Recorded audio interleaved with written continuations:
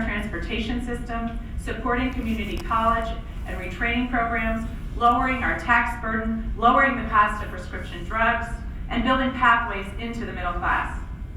Congress passed funding last year for programs that work to do just that, including a $550 million increase to Head Start, a $55 million for New Jersey's highway and transit funding, and $40 million for a new investment in community colleges and eligible four-year partners through strengthening community college training grants. But growing these pathways effectively and improving our quality of life takes collaboration at all levels. We are lucky to see this happening around Morris County. From our thriving Morris County Head Start program to the educational opportunities provided by the County College of Morris, and I know we recognize Dr. Iacone here today, and it's governed by our Morris County freeholders.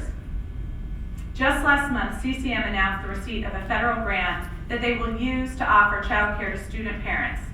Just the type of proactive program that helps enable access to higher education.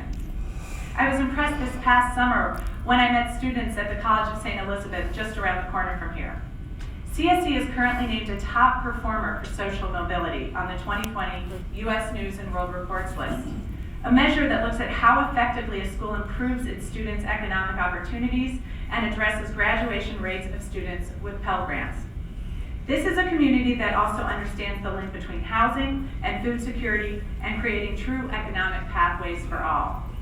The recent opening of the Homeless Solutions' newest 8-unit building just up the street on Martin Luther King Boulevard is really an inspiring example of how nonprofits, the county and local governments, the property straddles actually 2 different towns, and the private sector can work together to create much needed additional housing capacity, in this case, for families with disabilities. We certainly have more work to do, but I'm thankful that these types of community-based collaborative efforts are part of the fabric of Morris County. And I'm inspired by the work that so many people in this room, people of goodwill who live, work, and worship here in Morris County, have done to make New Jersey a strong, vibrant community. Before I close, I want to mention another crucial effort this year, getting a complete census count for our district and for our state.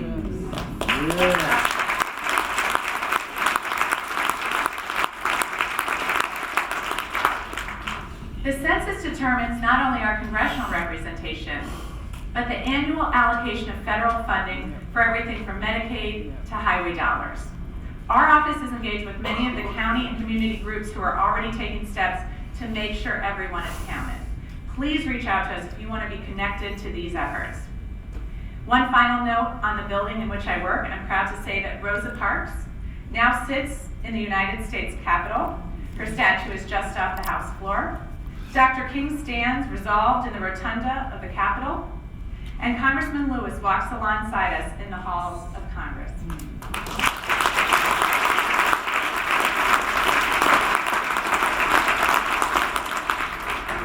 That is powerful. That is the legacy of the civil rights movement. And I'd like to close by saying thank you for welcoming me into your community, into your houses of worship, into your homes.